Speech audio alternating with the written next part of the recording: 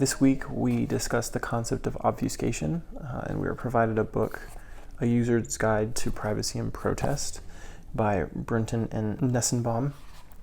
In their introductory chapter, they define obfuscation as the deliberate addition of ambiguous, confusing, or misleading information to interfere with surveillance and data collection.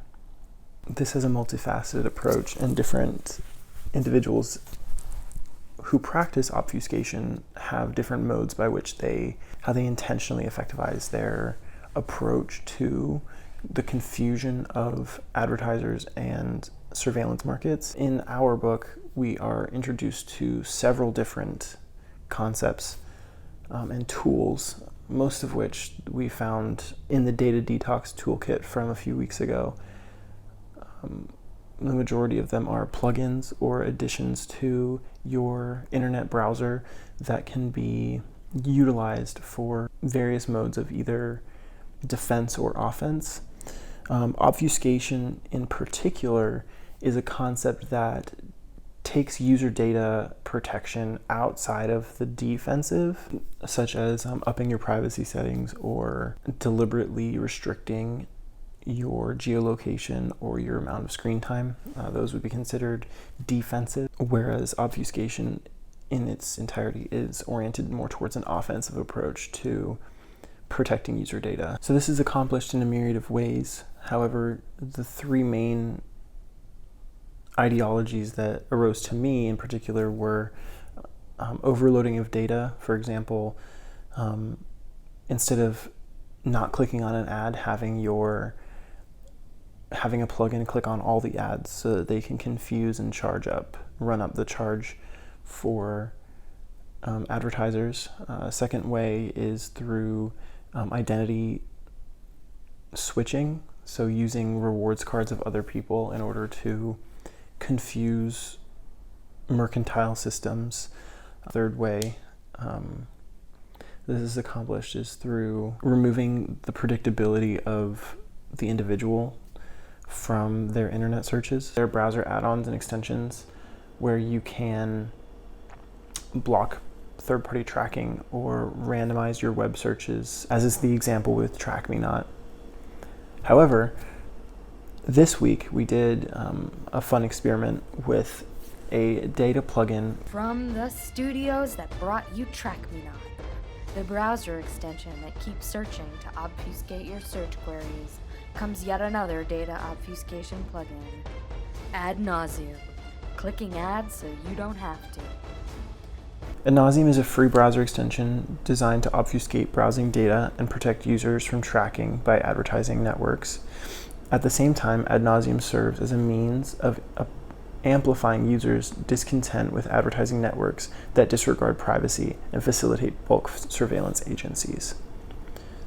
In addition to advertisers uptaking your data to sell you things, the government and other non-governmental surveillance agencies are also uptaking your data so that they may understand you better, you as a citizen, you as an individual, you as somebody who is or is not capable of committing certain acts, which in theory is a safety consideration. However, in its actual practice, it removes privacy from the overall populace. So through ad nauseum, we've been able to understand how much advertising we actually see. Now, I downloaded ad nauseum on the 28th of October, and in 2 days, I've developed a lengthy, they call it an ad vault in ad nauseum, where it demonstrates every advertisement that has been made available to my screen while I'm surfing the web. I don't go online very often on my desktop, it's mostly on my phone, so I feel like there could be a larger ad vault here, especially for heavy internet users. Ad nauseum is able to calculate the pay-per-click internet advertising revenue in order to demonstrate to us how much money we're wasting on behalf of advertising companies.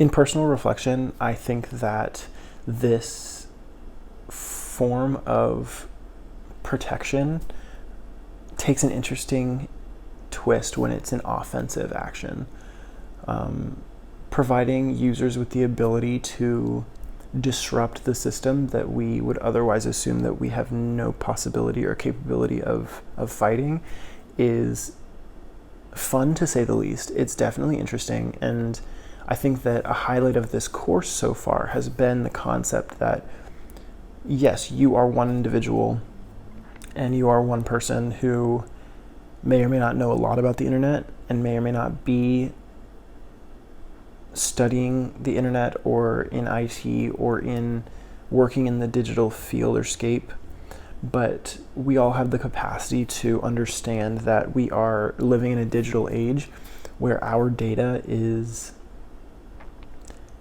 considerably public when we assume that it's not.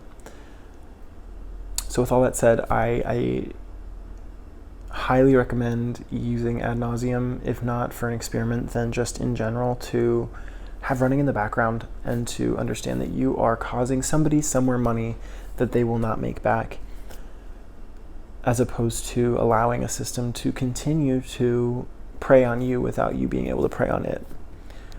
I hope that you enjoyed this video. Thank you so much for watching. My name is Drew Smith. This was vlog number 5 for INTS 249 Digital Literacy. Stay safe and go vote.